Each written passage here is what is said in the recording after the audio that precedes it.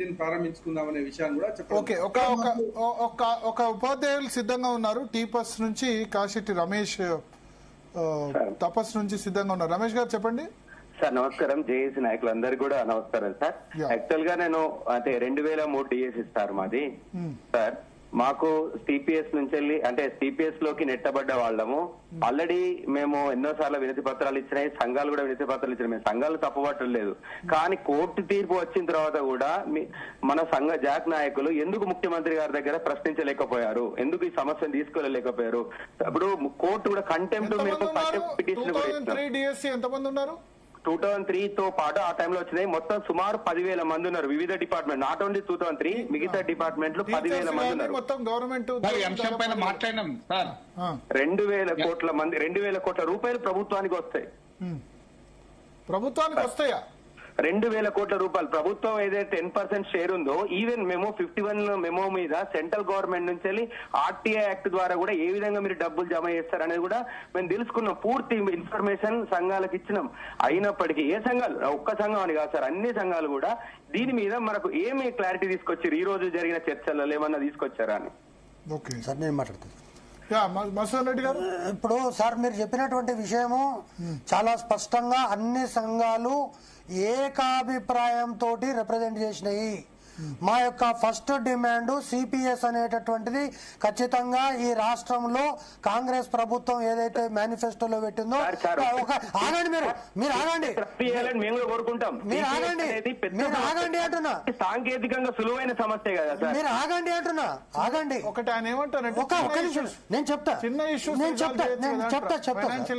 ఒక్క నిమిషం. For example మీరు చెప్పినట్టుగానే మేము మాట్లాడినాం అనుకోండి సార్, ఆ సిపిఎస్ అయ్యేదో కాదో తెలియదు, ఈ 6,000 మందిని మాత్రం బయటపడేయండి అన్నాను అనుకోండి, సిపిఎస్ వాళ్ళు ఏమంటారండి? కాబట్టి సార్ కోర్టు తీర్పులు కూడా మనం implement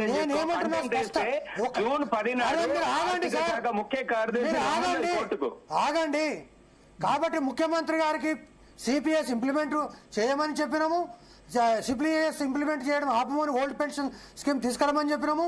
at the same time in between of మీరు వివిధ రాష్ట్రాల్లో తిరిగి ఏ రాష్ట్రంలో ఏం చేస్తుందని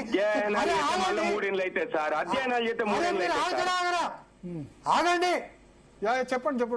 అటువంటి పరిస్థితుల్లో కూడా ముందుగా ఈ రాష్ట్ర ప్రభుత్వ పరిధిలో ఉంది కాబట్టి 6,000 నుంచి 10,000 మంది వీళ్ళు ఉన్నారు, వీళ్ళకి తక్షణము రిలీఫ్ ఇవ్వండి అని చెప్పి ముక్త కంఠంతో కోరడం జరిగింది. ముక్త కంఠంతో కోరడం జరిగింది. ఏమన్నారు మరి?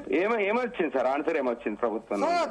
డిప్యూటీ సీఎం గారికి చెప్పారు, ఈ ఇష్యూ మనం సెటిల్ చేయగలిగితే తక్షణం సెటిల్ చేయమని చెప్పారు.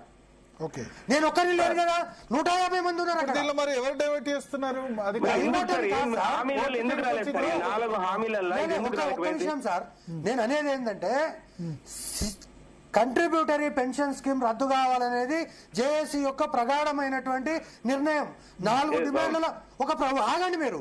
అదే సందర్భంలో దాంట్లో ఆబ్లిక్ పెట్టి ఒకవేళ అది చేయడానికి ఇంకొక 2 నెలలో 3 నెలలు పట్టినా పర్వాలేదు, తక్షణము ఈ 6,000 మందిని రిలీఫ్ కల్పించండి అని ముక్తమంత్రంతో కోరినాము. ముఖ్యమంత్రి గారు కూడా ఉప ముఖ్యమంత్రి గారికి ఆదేశాలు ఇచ్చిండ్రు.